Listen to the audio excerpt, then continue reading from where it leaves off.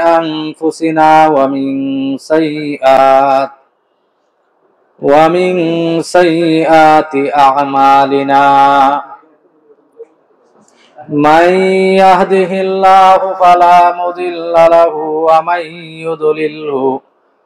ومن يضلله فلا هادي له ونشهد أن لا إله إلا الله وحده لا شريك له ونشهد أن سيدنا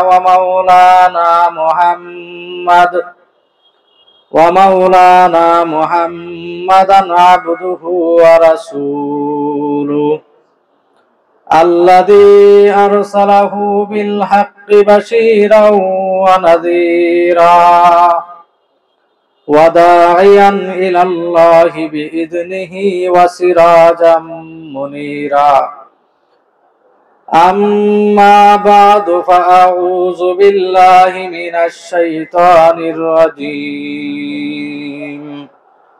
بسم الله الرحمن الرحيم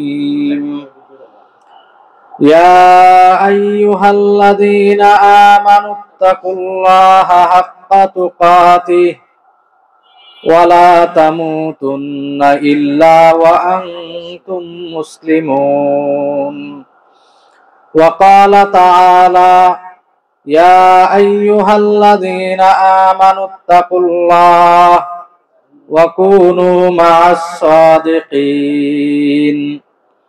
وقال رسول الله صلى الله عليه وسلم القيس من دنا نفسه وعمل بما بعد الموت أو كما قال عليه الصلاة والسلام سبحانك لا علم لنا إلا ما علمتنا إنك أنت العليم الحكيم إن الله وملائكته يصلون على النبي يا أيها الذين آمنوا صلوا عليه وسلموا تسليما اللهم صل على سيدنا ونبينا وشفيعنا وحبيبنا ومولانا محمد صلى الله عليه وعلى آله وأصحابه وبارك وسلم بلغ العلا بكماله كشف الدجى بجماله حسنت جميع خصاله صلوا عليه وآله رہے میرا مسکن حوالی کعبہ بنے میرا مدفن دیار مدینہ بلغ العلا بکمالہ کشف الدجى بجمالہ حسنت جمیع خصالہ صلوا علیہ وآلہ دنیا کی صداقت میں تیرا نام رہے گا صدیق تیرا نام سے اسلام رہے گا دنیا کی عدالت میں تیرا نام رہے گا حیدر تیرا نام سے اسلام رہے گا دنیا کی شجاعت میں تیرا نام رہے گا فاروق تیرا نام سے اسلام رہے گا دنیا کی سخاوت میں تیرا نام رہے گا عثمان تیرا نام سے اسلام رہے گا لا الہ الا اللہ লা ইলাহা ইল্লাল্লাহ লা ইলাহা ইল্লাল্লাহ লা ইলাহা ইল্লাল্লাহ লা ইলাহা ইল্লাল্লাহ লা ইলাহা ইল্লাল্লাহ লা ইলাহা ইল্লাল্লাহ লা ইলাহা ইল্লাল্লাহ লা ইলাহা ইল্লাল্লাহ লা ইলাহা ইল্লাল্লাহু মুহাম্মাদুর রাসূলুল্লাহ সাল্লাল্লাহু আলাইহি ওয়াসাল্লাম। কারণ বাজার মুজাহিদ কমিটির উদ্যোগে তালিমে ইসলাম মানিকগঞ্জ বাংলাদেশের বিশ্ব ইজতেমাকে সফল করার লক্ষ্যে আজকে সবগুজারি মাহফিল এবং হালকায়ে জিকিরের এই অনুষ্ঠানে আল্লাহ পাক রব্বুল আলামিন আমাদেরকে দয়া করে মায়া করে ভালোবেসে আল্লাহ নামের জিকির করার জন্য, আল্লাহর জন্য রাত্রটা অতিবাহিত করার জন্য আল্লাহ তাআলা আমাদেরকে তৌফিক দান করেছেন। সেই জন্য মহান মালিকের দরবারে শুকরিয়া আদায় করি আলহামদুলিল্লাহ। দুনিয়ার মধ্যে যত নিয়ামত আল্লাহ পাক রব্বুল আলামিন আমাদেরকে দান করেছেন, কি পরিমাণ নিয়ামত আল্লাহ আমাদেরকে দিয়েছেন, এই নিয়ামতের কি পরিমাণ নিয়ামত এটার গণনা দুনিয়ার মধ্যে কেউ করতে পারেনি। এই জন্য আল্লাহ তাআলা কোরআনে কারিমের মধ্যে বলছেন ওয়া ইন তাউদ্দু নি'মাতাল্লাহি লা তুহসুহা, আমি কি পরিমাণ নিয়ামত তোমাদেরকে দুনিয়ার মধ্যে দান করছি তোমরা যদি গণনা করো গণে শেষ করতে পারবে না। এই এত নিয়ামতের মধ্যে সবচেয়ে দামি নিয়ামত হলো আল্লাহকে আল্লাহ বলে ডাক দেওয়ার সুযোগ লাভ করা। আজকের রাত্রটা হলো জুমা রাত। জুমা রাতের অনেক ফজিলত আল্লাহ তাআলা বয়ান করেছেন, আল্লাহ রাসূল হাদিসের মধ্যে বয়ান করেছেন। এই মর্মে আমি কিছু আলোচনা আপনাদের সামনে বর্ণনা করব। আল্লাহ পাক রব্বুল আলামিন যদি তৌফিক দান করেন, আল্লাহ তাআলা আমরা যে বসছি এই বসা, এই জিকির আজকার এবং আমরা যে আল্লাহর জন্য সময়টা ব্যয় করতেছি এটা যেন আমাদের নাজাতের উসিলা হয়ে যায়। আল্লাহর কাছে আমরা দোয়া করি আল্লাহ যেন আমাদেরকে কবুল করেন, এই সকলে বলি আমিন। আমি কোরআনে কারিমের 2টা আয়াত তেলাওয়াত করছি। হাদিসের অসংখ্য হাদিসের মধ্য থেকে একটা হাদিসের অংশ বিশেষ তেলাওয়াত করেছি। এই বিষয় ভিত্তির উপরে আমি সামান্য আলোচনা করে আপনারা জানেন আমাদের দরবারের প্রবীণ আলেম এবং বিশিষ্ট আলেম শাইখুল হাদিস এবং সারা বাংলাদেশ যিনি তরিকার কাজ করেন আমাদের বড় ভাই এবং আমাদের সকলের সুপরিচিত মুখ, উনি প্রায় 30 বছর ধরে বুখারী শরীফ পড়ান। শাইখুল হাদিস হযরত মাওলানা মুফতি মনিরুজ্জামান রব্বানী সাহেব দামাত বারাকাতুহুল আলিয়া হযরত তাশরিফ আনছেন, উনি বয়ান করবেন।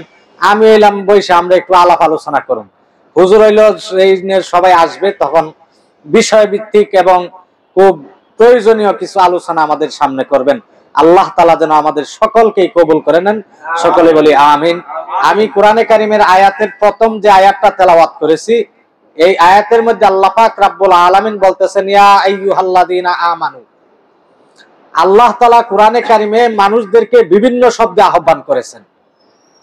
কেউ রে এই হে ইয়া আইয়ুহান নাস বলে সম্বোধন করেছেন, আবার কাউকে ইয়া আইয়ুহাল্লাযীন ইয়া আইয়ুহাল কাফিরুন বলে সম্বোধন করেছেন। বিভিন্ন শব্দে আল্লাহ তাআলা মানুষকে ডাকছেন, কিন্তু এই শব্দগুলোর মধ্যে আল্লাহ তাআলার কাছে সবচেয়ে প্রিয় শব্দ হলো আমানু, হে আমার মুমিনরা। মানে এই শব্দটা আল্লাহ বান্দাদেরকে দয়া করে মায়া করে ভালোবেসে ডাকছেন। দেখবেন বাপে কোন সময় সন্তানকে ডাকবে ছেলের নাম নিয়ে, হে আব্দুর রহিম, অথবা কোন সময় রাগ উঠলে হে বেটা এদিকে আয়। আবার যখন সন্তানটাকে আদর করিয়া স্নেহ করিয়া মায়া করিয়া ডাক দেয় তখন বলে বাবা পুত এইদিকে আসো, বলে না এইভাবে।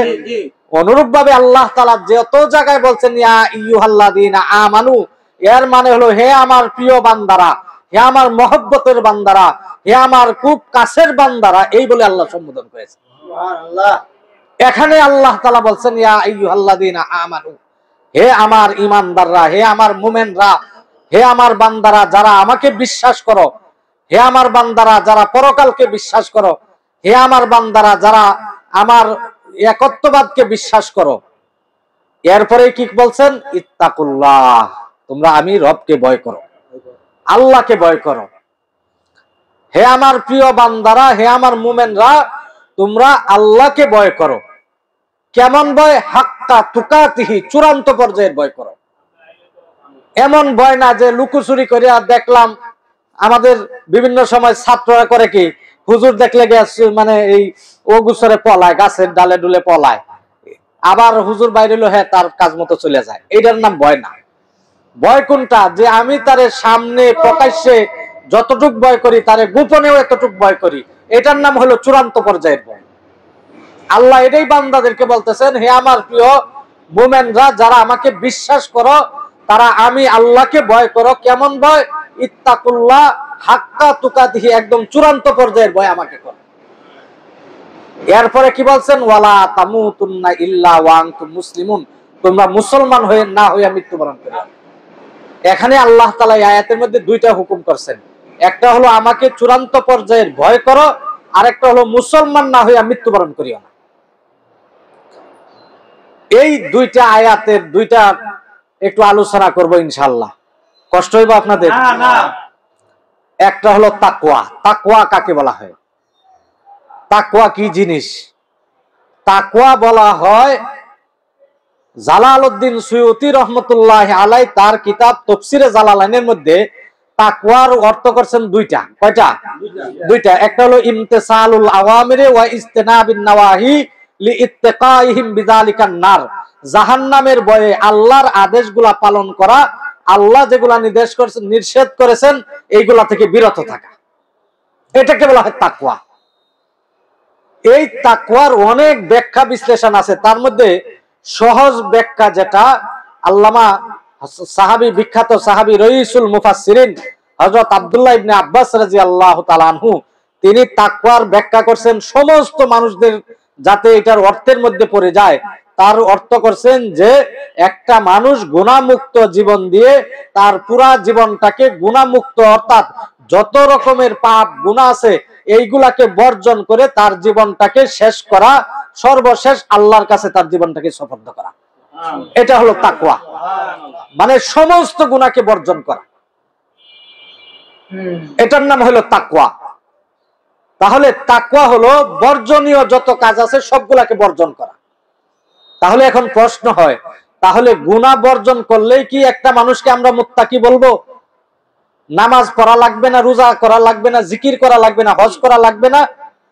তাহলে যে এখানে বলা হয়েছে যে সমস্ত বর্জনীয় কাজকে বর্জন করার নামেই তাকওয়া, তাহলে এই হুকুমগুলা পালন করতে হবে। তো এই হুকুমগুলা পালন করা, নামাজ পড়া সবের কাজ না, না পড়া সবের কাজ? পড়া সবের কাজ। তাহলে না পড়া ছেড়ে দিতে হবে। রোজা রাখা সবের কাজ না, না রাখা সবের কাজ? না রাখা গুনার কাজ, নামাজ না পড়া গুনার কাজ। তাহলে এটাকে তরক করতে হবে। তাহলে বোঝা গেল শুধু মুত্তাকি গুনাহমুক্ত জীবনেই না, বরং আল্লাহর হুকুমগুলাও নিজের জীবনে বাস্তবায়ন করা, এই দুটার সমন্বয় মুত্তাকি। একটা হলো বর্জনীয় আর একটা হলো করণীয়। যতটি বর্জনীয় আছে এগুলাকে বর্জন করা, যতটি করণীয় আছে এইগুলাকে করা, এই দুইটার নাম হলো তাকওয়া। বিখ্যাত সাহাবী আপনারা চিনেন হযরতে খলিফাতুল মুসলিমিন উমরে ফারুক রাদিয়াল্লাহু তাআলা আনহু, আল্লাহ রাসূলের দ্বিতীয় খলিফা ছিলেন উমরে ফারুক রাদিয়াল্লাহু তাআলা আনহু। উমরে ফারুক রাদিয়াল্লাহু তাআলা আনহু এক সাহাবী হযরত উকবা ইবনে আমির রাদিয়াল্লাহু তাআলা আনহু তাকে জিজ্ঞাসা করছে যে, উকবা বলো দেখি তাকওয়া কাকে বলা হয়? উনি হযরত উকবা ইবনে আমির রাদিয়াল্লাহু তাআলা আনহু বললেন, খলিফাতুল মুসলিমিন, তাকওয়া হলো এই জিনিস যে আপনি কোনোদিন কাটার রাস্তা দিয়ে যাতায়াত করছেন কিনা। খুব রাস্তাটা পুরাটাই কাটা, ধরেন লেবু বাগান অথবা এই জাতীয় এই যে বিভিন্ন কাটার গাছ আছে, এইরকম রাস্তা। উমর রাদিয়াল্লাহু তাআলা আনহু বললেন যে হ্যাঁ, কাটার রাস্তা দিয়ে আমি গেছি। সাহাবী জিজ্ঞাসা করলেন যে, ওমর আপনি যে কাটার রাস্তা দিয়ে গেছেন, এই রাস্তাটাতে কি অবস্থায় গেছেন? উমর রাদিয়াল্লাহু তাআলা আনহু বললেন যে আমি কাটার রাস্তাটা দিয়ে এমন অবস্থায় গেছি, এত সতর্ক গেছি, যে এত সতর্ক হয়ে গেছি যে কাটার কোনো আঘাত কোনো আশ্রয় প্রশ্রয় বা কোনো কিছু কাটার কোনো আঁচ যাতে আমার শরীরে না লাগতে পারে, এত সতর্ক অবস্থা আমি গেছি।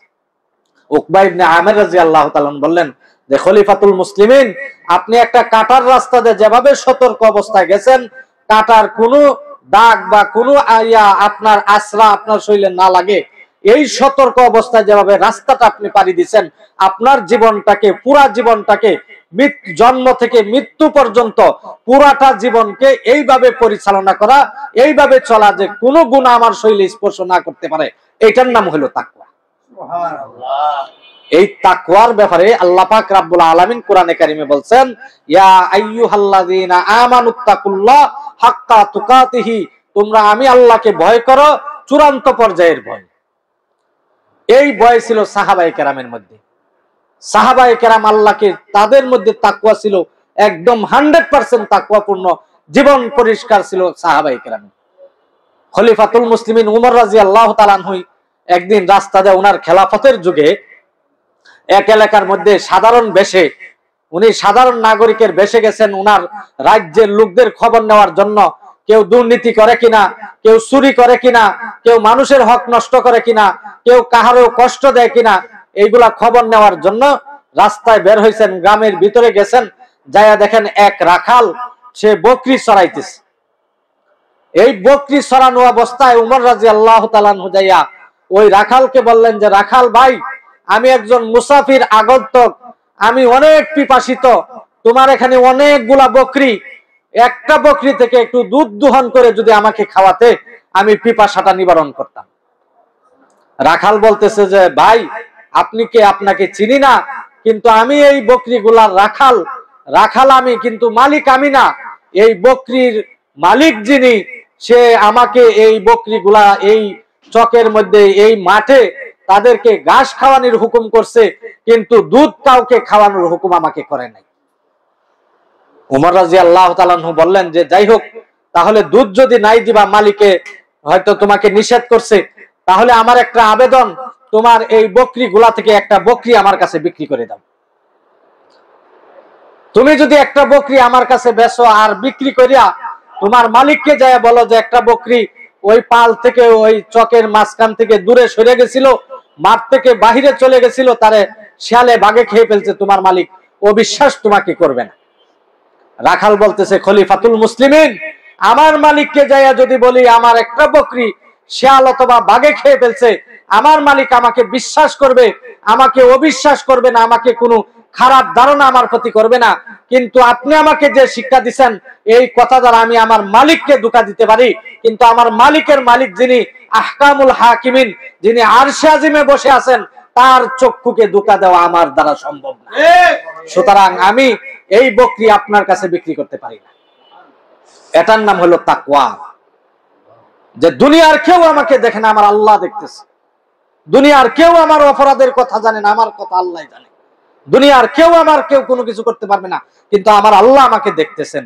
এই ভয় অন্তরের মধ্যে যার থাকবে, এই অবস্থা যার মধ্যে তৈরি হবে, সেই হলো সত্যিকারের মুত্তাকি।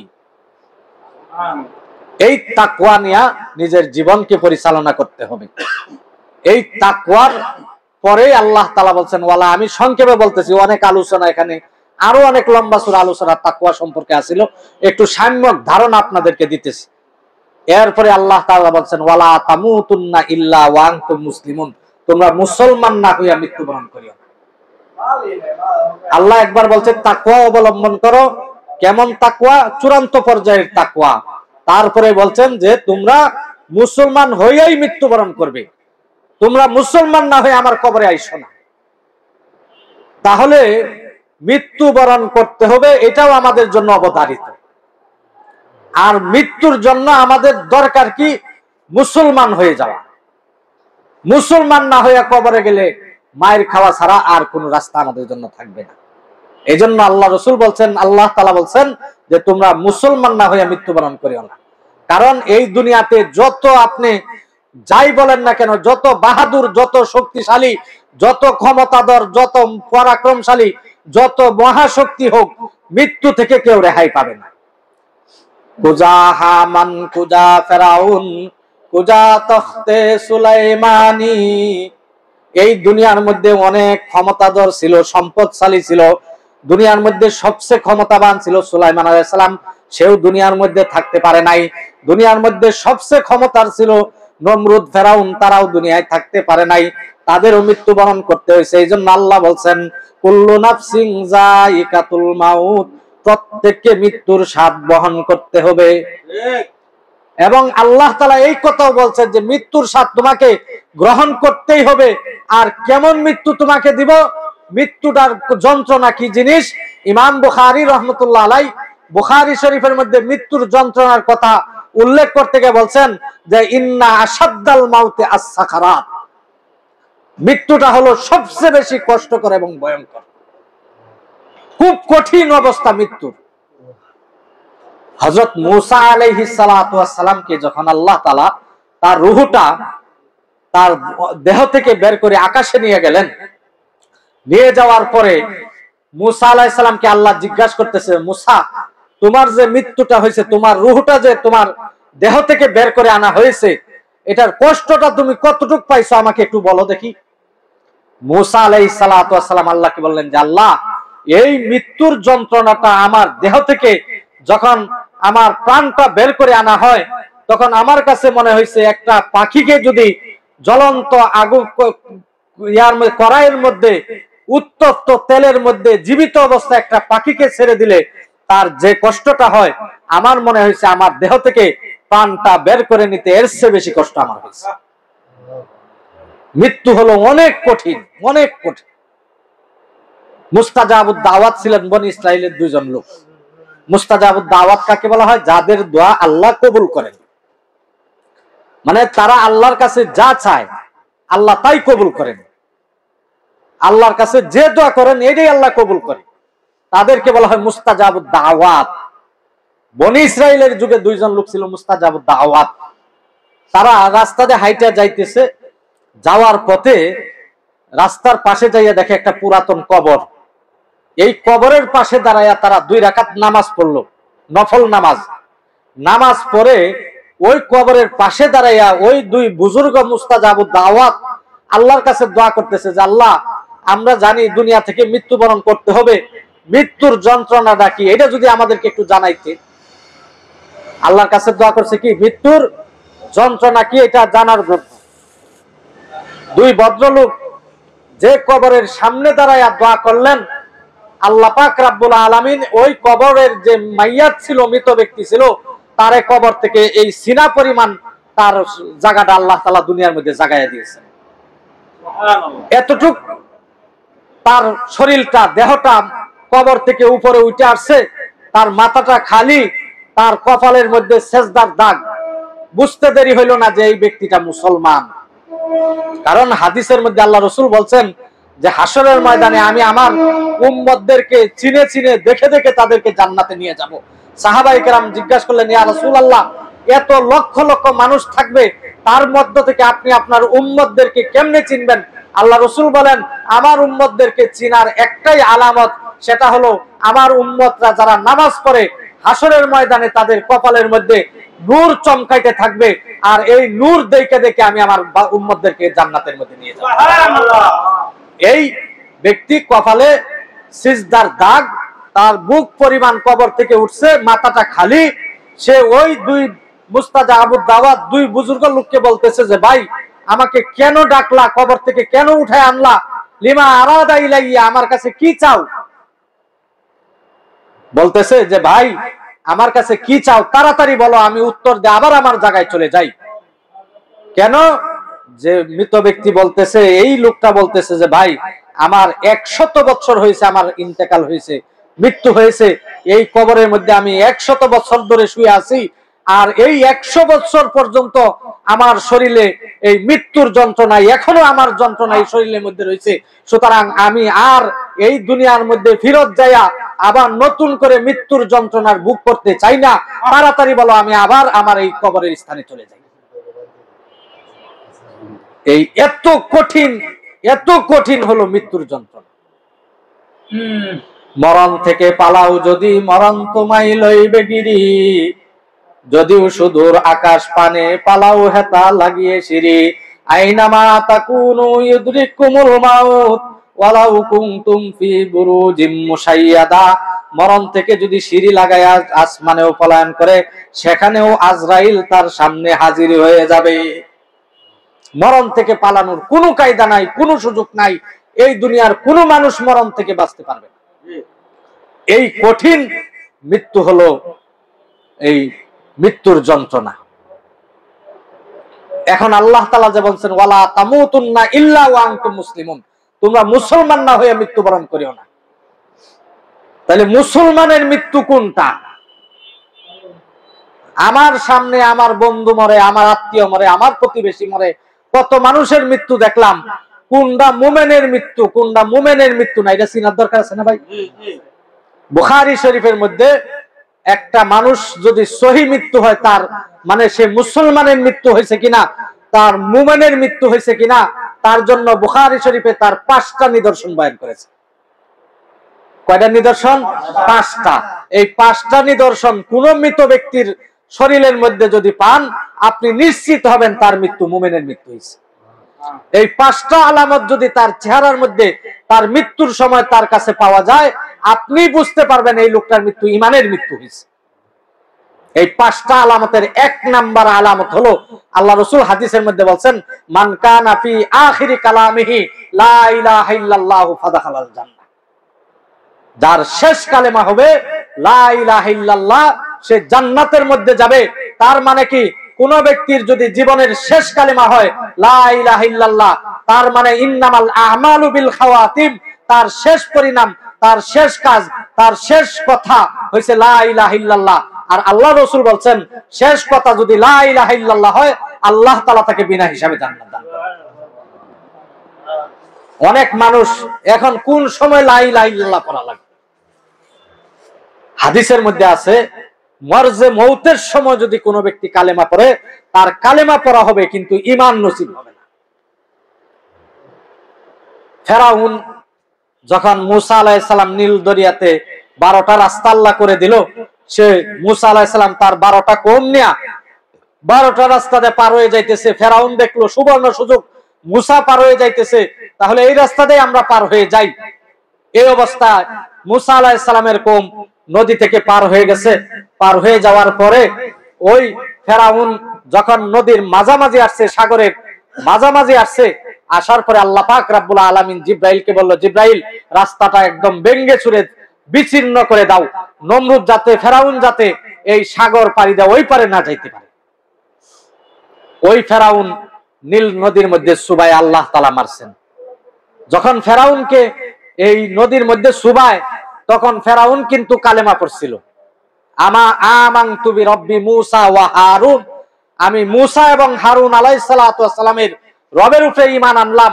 এই কথা বলছে। আল্লাহ বলে ফেরাউন কালেমা পড়ছে, কিন্তু তার কালেমা সহি না, তার কালেমাকে গ্রহণযোগ্য হবে না, তার কালেমা গ্র্যান্টেড হবে না। জিব্রাইলকে বলল, যাও নদী থেকে কাদা নিয়ে ফেরাউনের মুখকে আটকায় দাও, সে যেন সহিভাবে কালেমা না পড়তে পারে। এই জন্য হাদিসের মধ্যে আছে, কোন ব্যক্তি যদি মরজে মৌতের সময় কালেমা পড়ে, তার কালেমা এইটা মানে সে ইমানদার বা ইমান অবস্থায় মৃত্যুবরণ করছে, এটা প্রমাণ না। কালেমা পড়ছে কিন্তু তার কালেমা কবুল নাও হইতে পারে আল্লাহর কাছে। পড়তে হবে কোন সময়? পড়তে হবে জীবনের শেষ সময়ে, সর্ব অবস্থায়। এই জন্য মানিকগঞ্জের শায়েখ আমাদেরকে কত দয়া করছেন, কত মায়া করছেন, কত আমাদের রাস্তা সহজ করে দিয়েছেন, এটা একমাত্র ওই ব্যক্তি বুঝে। 2 বেলা জিকিরের কথা হুকুম করছেন, মানে আপনি সকালবেলা জিকির করে দিনের যে কোনো সময় মারা গেছেন, আপনি শহীদের মৃত্যু। আপনি সন্ধ্যার সময় জিকির করে রাত্রের যে কোনো সময় মারা গেছেন, আপনার শহীদ মৃত্যু। মরার সময় লা ইলাহা ইল্লাল্লাহ পড়তে পারবো কি পারবো না, এর কোনো গ্যারান্টি দুনিয়ার মধ্যে আল্লাহ দেয় না। আর সকালে আপনি জিকির করছেন, রাতে মারা গেছেন, যে কোনো সময় মারা যান, আপনার কালেমা অবস্থায় মৃত্যু হয়েছে, ইমানদারের মৃত্যু হয়েছে, মুসলমানের মৃত্যু হয়েছে, মুমিনের মৃত্যু হয়েছে।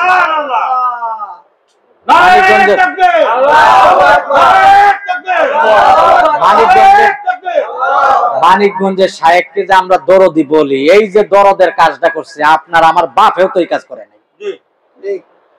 সন্ধ্যায় জিকির করতে হবে, সকালে জিকির করতে হবে, তার মানে সন্ধ্যায় জিকির করে। অনেক মানুষ আছে না ভাই, রাত্রে বিছানায় শুইছে, সকালে আর উঠে নাই, হয় না এরকম? আপনারা আমার এইরকম অবস্থা হবে না তার গ্যারান্টি কি? এই কারণে সন্ধ্যা অবশ্যই জিকির করে আমার ঘুমাইতে হবে। সারা রাতের জন্য আমার নাজাতের কাফি হয়ে গেছে। দিনের বেলা আমি ঘর থেকে বের হইলাম, আর ঘরে ফিরত আসবো কিনা তার কোনো গ্যারান্টি আমার নাই। অ্যাক্সিডেন্ট হয়ে আমি মারা যাইতে পারি, যে কোনো অবস্থা আমি মারা যাইতে পারি। সকালে যে জিকিরটা করে বের হইলাম, আমার সারা দিনের নাজাতের রাস্তা আমি খুলে নিয়ে গেলাম। তাহলে কি বলছিলাম? মুমিনের মৃত্যুর 1 নম্বর আলামত হলো যার শেষ কালেমা হবে লা ইলাহা ইল্লাল্লাহ, সে জান্নাতে যাবে। তাহলে 1 নম্বর আলামত হলো শেষ কালেমা যদি লা ইলাহা ইল্লাল্লাহ হয়, তার মৃত্যু মুমিনের মৃত্যু, ইমানদারের মৃত্যু, মুসলমানের মৃত্যু, তার মৃত্যু হলো জান্নাতি মৃত্যু। বলেন সুবহানাল্লাহ। এটা হলো 1 নম্বর আলামত। 2 নম্বর আলামত হলো মানুষ মৃত্যুবরণ করার সময় তার যদি কপাল ঘামে, কাহারও যদি কপাল ঘামে, তাহলে বুঝতে হবে তার মৃত্যুটা মুমিনের মৃত্যু হইতেছে, ইমানদারের মৃত্যু হইতেছে। বুখারী শরীফে আল্লাহ রাসূল সাল্লাল্লাহু আলাইহি সাল্লাম বলেন, কোন ব্যক্তির মৃত্যুর সময় যদি তার কপাল থেকে ঘাম বের হয়, মনে করবা তার মৃত্যুটা মুমিনের মৃত্যু হইতেছে। এটা কিসের কারণে? মানুষ দুনিয়ায় চলাফেরায় উঠা বসায় ছোটখাটো গুনাহ তার হয়ে থাকতে পারে, হইতে পারে। আল্লাহ তাআলা এই মৃত্যুর সময় তাকে যন্ত্রণা দিয়ে, এই কষ্ট দিয়ে, এই দুনিয়ার মধ্যেই তাকে গুনার ছোটখাটো গুনার জন্য তার শাস্তি সামান্য দিয়ে আল্লাহ তাআলা তাকে পুত পবিত্র করে কবরে নিয়ে যাইতেছে। এই কারণে তার কপাল ঘামে। তাহলে 2 নম্বর আলামত কি মুমিনের মৃত্যুর? যদি তার কপাল ঘামে, তাহলে বোঝা গেল তার মৃত্যু মুমিনের মৃত্যু হয়েছে। 3 নম্বর মুমিনের মৃত্যুর আলামত, আল্লাহ রাসূল বলেন, বুখারী শরীফের হাদিস, মান মাতা ফি লাইলাতিল জুমাতি ওয়া ইয়াউমিহা, কোন ব্যক্তি যদি জুমার রাতে মৃত্যুবরণ করে অথবা জুমার দিন মৃত্যুবরণ করে, আল্লাহ পাক রব্বুল আলামিন তাকে কবরের আযাব থেকে মুক্ত করে দিবে। সুবহানাল্লাহ। জুমার রাতে, এই যে আজকে বৃহস্পতিবার সূর্য ডোবার পরেই এটাকে বলা হয় জুমার রাত, আর সকাল হইলে সকাল থেকে সন্ধ্যা পর্যন্ত হলো জুমার দিন। জুমার রাত অথবা জুমার দিন যদি কোনো ব্যক্তি মৃত্যুবরণ করে, আল্লাহ তাআলা তাকে কবরের আযাব থেকে মুক্তি দিবেন, কবরের কষ্ট থেকে আল্লাহ তাআলা মুক্তি দান করবেন। তাহলে 3 নাম্বার আলামত হলো কি? জুমার রাত অথবা জুমার দিন যদি কোনো ব্যক্তি মৃত্যুবরণ করে, সে মুমিনের মৃত্যু, মুসলমানের মৃত্যু, ইমানদারের মৃত্যু, জান্নাতের মৃত্যু তার কপালে আল্লাহ তাআলা দিয়ে দিয়েছে। সুবহানাল্লাহ। কয় নাম্বার আলামত বললাম ভাই? 3 নাম্বার। 4 নাম্বার আলামত, 4 নাম্বার আলামত হলো আল্লাহ রাসূল হাদিসের মধ্যে বলেন, কোন ব্যক্তি ইন্তেকাল করছে এই অবস্থায় যে নেক কাজ করা অবস্থায় সে দুনিয়া থেকে বিদায় নিয়েছে। সুবহানাল্লাহ। নেক কাজ করা অবস্থায় জিকির করতেছে, ডলায় ডলায় পড়িয়া তার দেহ থেকে রূহটা বের হয়ে গেছে, সেজদায় রইছে, সেজদা থেকে আর উঠে নাই, আজান দিতেছে, কানে আঙ্গুল দিয়ে আজান দেওয়া অবস্থায় মাটিতে ঢলিয়া পড়িয়া গেছে, রোজা মুখে নিয়ে মারা গেছে। এই মৃত্যুটি হলো নেক কাজ করা অবস্থায় মৃত্যু। এই মৃত্যু যদি হয়, তাহলে এটাও হলো মুমিনের আলামত, মুসলমানের আলামত। তাহলে কয়টা বললাম? 4টা। কয়টা? 4টা। 5 নাম্বার আলামত হলো বুখারী শরীফের হাদিস, কোন ব্যক্তি যদি দান করা অবস্থায় মারা যায়, তাহলে তার মৃত্যু মুমিনের মৃত্যু, তার মৃত্যু হলো মুসলমানের মৃত্যু। এই 5টা আলামত যদি কারো কাছে পান, যে সে যদি মারা যায় শেষ কালেমা পড়ে, অথবা জুমা রাত্রে জুমার দিন তার ইন্তেকালের সময়, মৃত্যুর সময় কপাল ঘামে এবং সে নেক কাজ করা অবস্থায় মারা যায় অথবা দান করা অবস্থায় মারা যায়, এই 5টা আলামত নিদর্শন কোন বান্দার গায়ে পাইলে বোঝা গেল তার মৃত্যুটা মুমিনের মৃত্যু হয়েছে। সম্মানিত ভাইরা, আল্লাহ তাআলা এই কথাটাই বলেছেন কোরআনে কারিমে। আমি যে আয়াতটা তেলাওয়াত করেছিলাম, যে ইয়া আইয়ুহাল্লাযীনা আমানুত্তাকুল্লাহ হাক্কা তুকাতিহি ওয়া লা তামুতুন্না ইল্লা ওয়া আনতুম মুসলিমুন, তোমরা আল্লাহকে ভয় করো, চূড়ান্ত পর্যায়ের ভয়, তোমরা মুসলমান না হয়ে মৃত্যুবরণ করিও না। এই হুকুমটা আল্লাহ তাআলা দান করেছেন, মুসলমান না হয়ে মৃত্যুবরণ করিও না। কারণ মরণ অনেক কঠিন, অনেক কঠিন। এই মরণ থেকে বাঁচার মহা ঔষধ, এই কঠিন যন্ত্রণা থেকে বাঁচার মহা মহা ঔষধ হলো আল্লাহ নামের জিকির। সুবহানাল্লাহ। এই এত যন্ত্রণার কথা বললাম, কষ্টের কথা বললাম না, আনন্দের কথা, সুখের কথা, আরামের কথা আছে। আল্লাহ রাসূল হাদিসের মধ্যে ইরশাদ করেন, একজন জাকিরিনের মৃত্যু যখন হবে, তার মৃত্যুটা হবে এই অবস্থায় যেমন সন্তান মায়ের স্তন থেকে দুধ খাইতে খাইতে একটা সময় সে অনিচ্ছা, নিজের ইচ্ছা নাই, নিজের কোনো কিছুই খেয়াল নাই, সে ফুট করে ঘুমায় গেছে। একটা মুমিন, একজন জাকিরিনের মৃত্যু হবে, তার দেহ থেকে ফেরেশতারা জানটা বের করে নিবে, সে টেরও পাবে না। সুবহানাল্লাহ। এই মৃত্যু থেকে বাঁচার মহা ঔষধ হলো আল্লাহ নামের জিকির। সুবহানাল্লাহ। এর বিকল্প কোনো রাস্তা নাই। আরেকটা আয়াত তেলাওয়াত করেছিলাম আপনাদের সামনে, ইয়া আইয়ুহাল্লাযীনা আমানুত্তাকুল্লাহ ওয়া কুনু মা'আস সাদিকিন। এখানে আল্লাহ তাআলা বলছে তোমরা আল্লাহকে ভয় করো, আর কি তোমরা সাদিকিনদের দলভুক্ত হয়ে যাও। সাদিকিন কারা? সাদিকিন কারা? সাদিকিন কারা? এটার ব্যাখ্যা আল্লাহ তাআলা কোরআনে কারীমের দুই জায়গায় করছেন। এক জায়গায় হলো সিরাতাল্লাযীনা আনআমতা আলাইহিম, সিরাতাল্লাযীনা আনআমতা আলাইহিম, সূরা ফাতিহা আমরা সারা দিন পড়ি। আব্বা যে বলেন আমাদেরকে, আমরা অনেক সময় মনে করি যে আব্বা মনে হয় এটা খালি মানে পীর হিসাবে, দায়িত্ব হিসাবে কইতেছে। দায়িত্ব হিসাবে না ভাই, এটা আপনার আমার জীবনের জন্য কতটুক পাতেও এটা মরার পরে আমরা টের পাবো, এর আগে টের পাবো। আব্বা বাংলা কোরআন শরীফ লেখছেন আমাদের জন্য, তরজমাতুল কোরআন লেখছেন। এটা কিসের জন্য?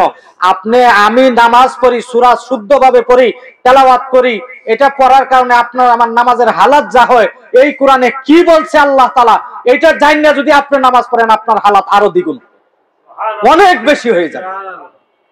সূরা ফাতিহা পড়তেছি সারা দিন, বুঝি না কিছু। এজন্য শেখ সাদী রহমাতুল্লাহ আলাইহি বলছেন, আলেম না ফরহেজগার হুরে মুশআলা দারাস। কোন ব্যক্তি যদি ইলম ছাড়া আমল করে, তার অন্ধের হাতে বাতিল নেই।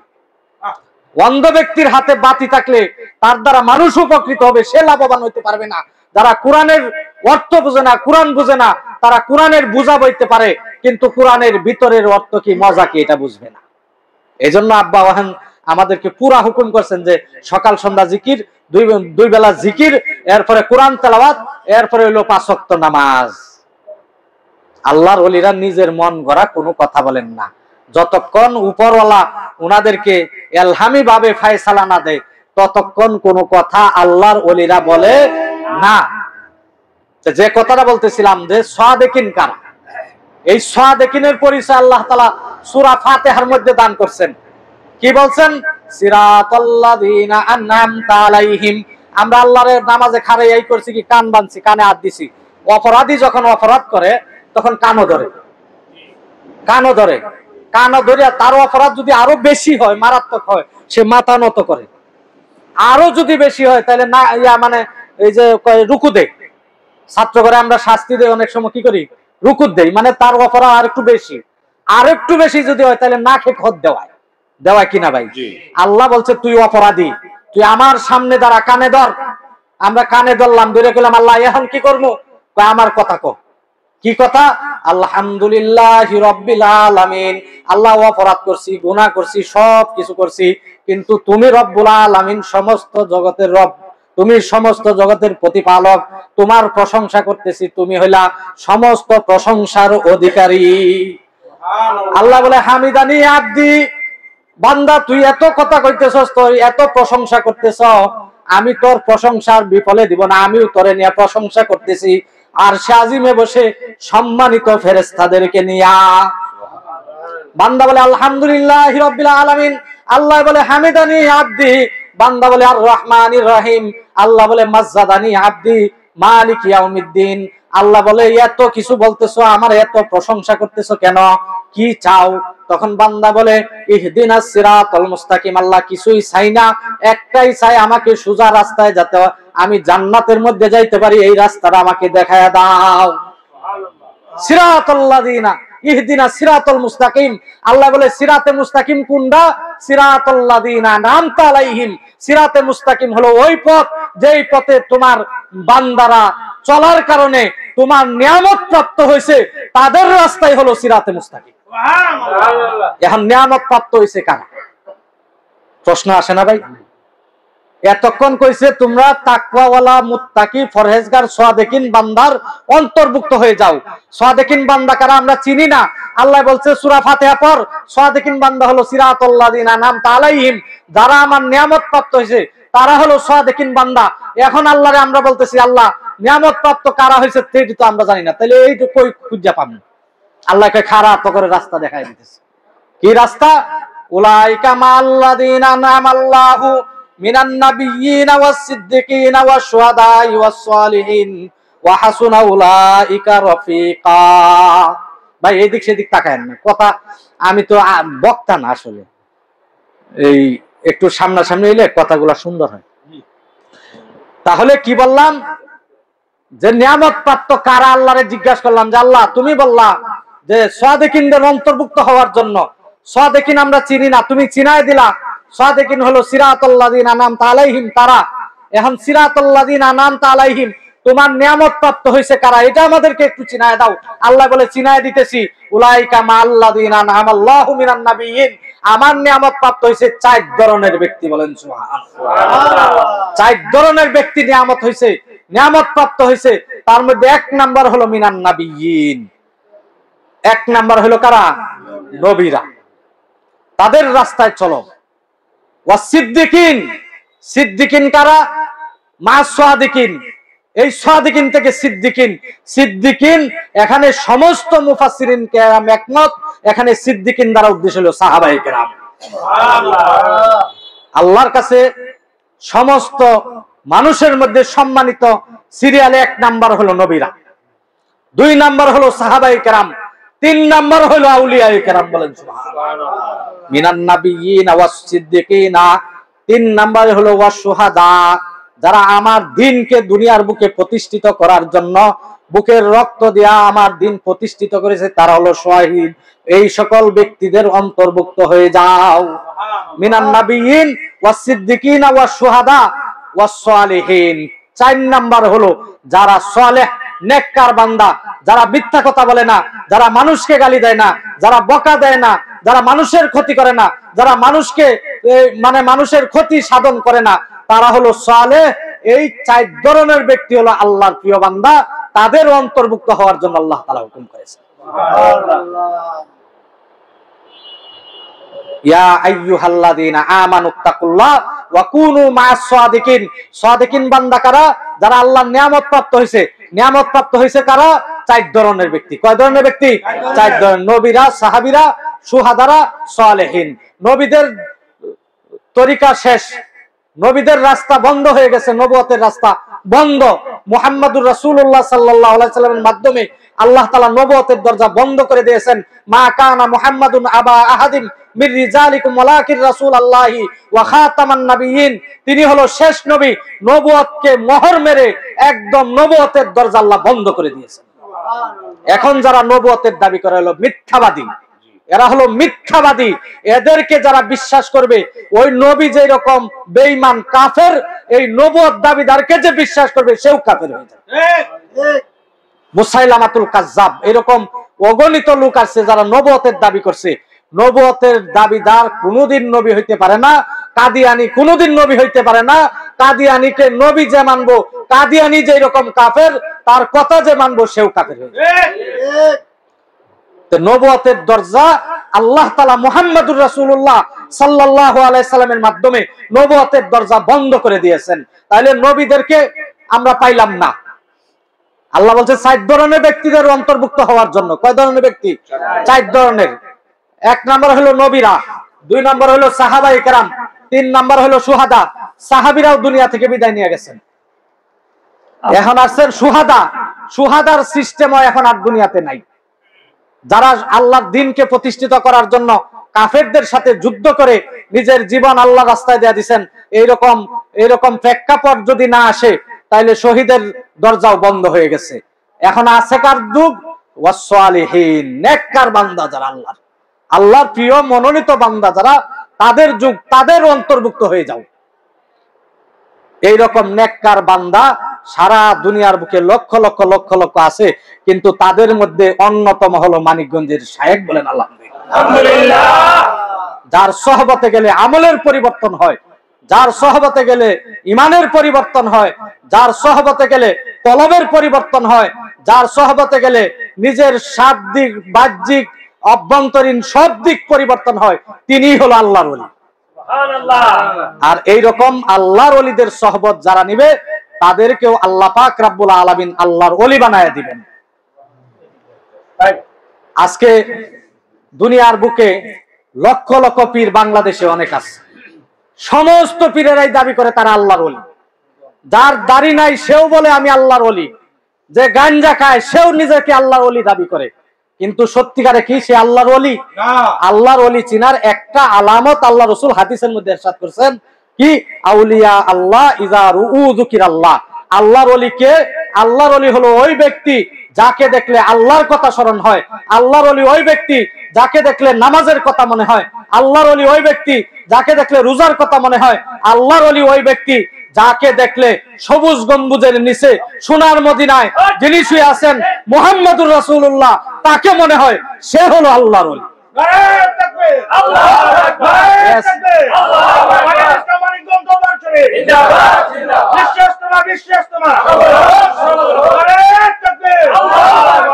দাবি করে, দলিল করে, মানে চিঠি দিয়ে, পোস্টার দিয়ে, ব্যানার করে, ওয়াল লেখে, দেয়ালিকা লেখে কোনোদিন আল্লাহর ওলি হওয়া যায় না।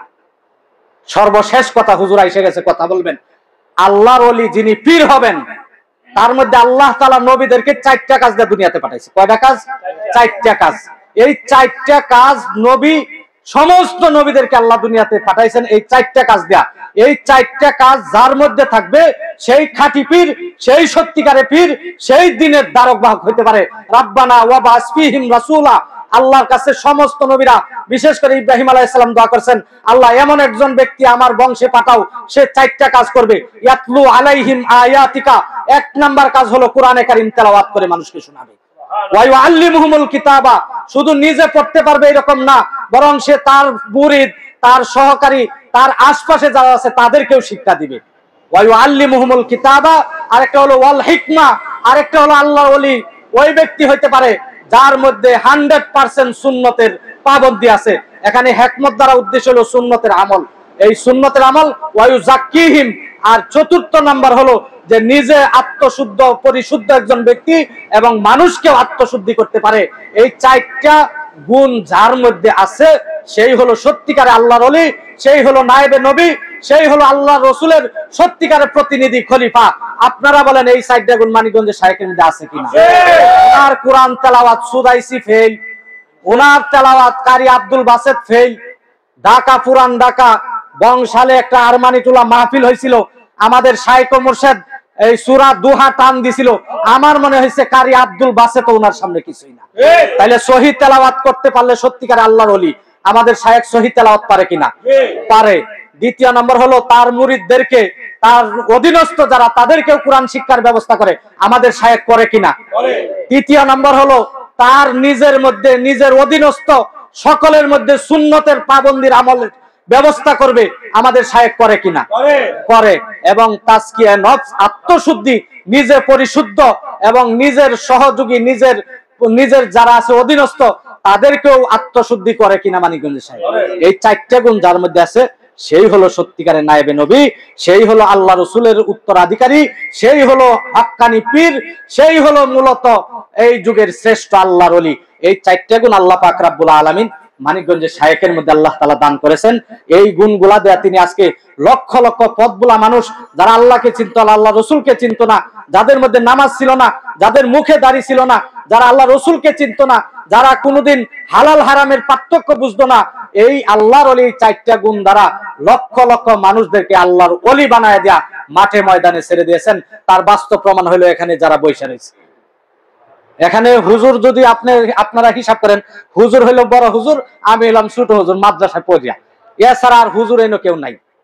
কিন্তু দেখলে মনে হয় হেরা আমার চেয়ে বড় হুজুর। এনে অনেক ভাই আছে, তাদেরকে দেখলে আমার চেয়ে বড় হুজুর এই মনে হয়। কেন লাগে মনে হয়? আমি যদিও মানে মাদ্রাসায় পড়ছি, পড়াই, কিন্তু এই জাতে মানে পোশাকে আশাকে সবাই আমরা সমান। যার কারণে মানিকগঞ্জ দরবার শরীফের কেডা বড় হুজুর কেডা ছোট হুজুর এটা পরীক্ষা করা যায় না, বোঝা যায় না। সর্বশেষ কথা, হাটহাজারী চিটাগাং যে আব্বার একটা প্রোগ্রাম হলো গত কয়েকদিন আগে, সুরাব ভাই আমাদের সুরাব ভাই ছিলেন, এই প্রোগ্রামে হাটহাজারি মাদ্রাসা, পটিয়া মাদ্রাসা, জিরি মাদ্রাসা, তারপরে ওই আরো আশপাশের অনেকগুলা মাদ্রাসা, মসজিদের অনেকগুলা বুজুর্গানে ছিল, মেকল মাদ্রাসা ছিল। এখানে মাদ্রাসা বন্ধ টিলা যে আলী শাহ রহমতুল্লাহ আলাই জামে মসজিদ, এই মসজিদটা হলো 5 তালা। 12টার পরে কেউ গেলে এসি 3 তালা পর্যন্ত এসি, কেউ জায়গা পায় না।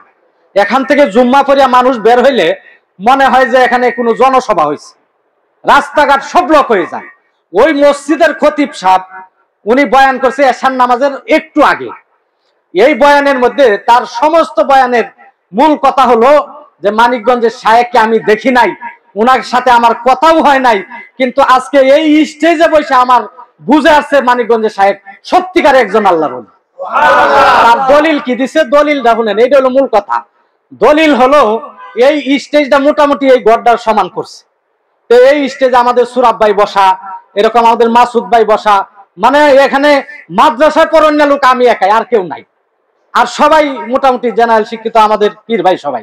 কিন্তু তার কথা হইলো যে বাংলাদেশের অনেক বড় বড় পীর আছে, হেরা সফরে গেলে 1-2 আলেম লগে নিয়ে যায় সফর সঙ্গী হিসাবে। আমার স্টেজ দেখে মনটা ভরিয়া গেছে যে এই স্টেজে যারা এতগুলো আলেম মানিকগঞ্জের পিছনে নিয়ে আসছে, এতগুলো আলেম যার লগে থাকে সে কোনোদিন হকের বাহিরে থাকতে পারে না। মানে সুরাব বাইরে বড় হুজুর, মানে হ্যাঁ বড় হুজুর, আমার সেকেন্ড লাগে হ্যাঁ একটু পাকছে ফুকছে, আমি সাদা। এইটাই মানিকগঞ্জের শায়েখের বড় কারামত। একটা মানুষকে যে আল্লাহ রসুলকে চিনত না, তার ভিতরে জিকিরের আলু পৌঁছায়া তাকে আল্লাহর ওলি বানায় দিয়েছে।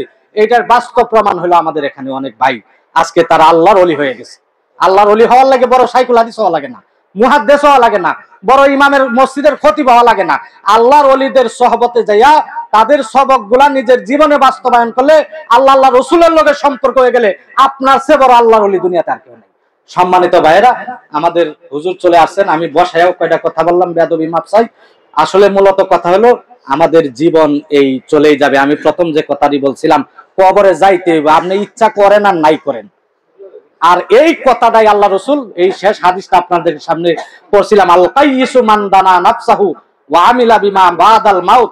সবচেয়ে চালাক জ্ঞানী হলো ওই ব্যক্তি যে ব্যক্তি মৃত্যুর দুনিয়াতেই থাকা অবস্থায় সে মৃত্যুর জন্য চিন্তা করে এবং মৃত্যুর পরে কবরে থাকার জন্য তার আমল হিসাব করে দুনিয়া থেকে যায়, সেই হলো চালাক ব্যক্তি। আজকে আমরা দুনিয়াতে মনে করি যে কত বড় ব্যবসায়ী, হ্যাঁ বড় চালাক। আমরা মনে করি বড় রাজনীতিবিদ হয়ে গেছে, হ্যাঁ বড় চালাক, বড় কোটি কোটি টাকার মালিক হয়ে গেছে, সে চালাক। আল্লাহ রসুল বলছে এটি চালাক না, এটি হলো বুদাই। চালাক হলো ওই ব্যক্তি যে তার দুনিয়ায় জীবদ্দশায় নিজের জীবনের হিসাব করছে আর মৃত্যুর পরে কবরে কেমনে থাকতে হবে এই ব্যবস্থা করে কবরে গেছে, সেই হলো আল্লাহ রসুলের ভাষায় সবচেয়ে বড় চালাক। আল্লাহ তাআলা যেন আমরা আমাদেরকে আমাদের শায়েখ ও মুর্শিদের নেতৃত্বে এইরকম একজন চালাক মানুষ হইতে পারি, কবরে যাইয়া যাতে আমরা এই নামে খাতায় নাম দিতে পারি, সেই তৌফিক যেন আল্লাহ তাআলা আমাদেরকে দান করে। যে কথাগুলা বললাম ভুল বেয়াদ হইলে মাপ চাই, সকলের কাছে দোয়া চাই। আল্লাহ তাআলা যেন আমাদের সকলকেই কবুল করে, সকলে যেন আমরা মুর্শিদের হাতে হাত দিয়ে বায়াত গ্রহণ করে জান্নাতের মেহমান হইতে পারি, সেই তৌফিক যেন আল্লাহ তাআলা আমাদেরকে দান করেন। ওয়া আখিরু দাওয়ানা আলহামদুলিল্লাহি রাব্বিল আলামিন। আসসালামু আলাইকুম ওয়া রাহমাতুল্লাহি ওয়া বারাকাতুহু।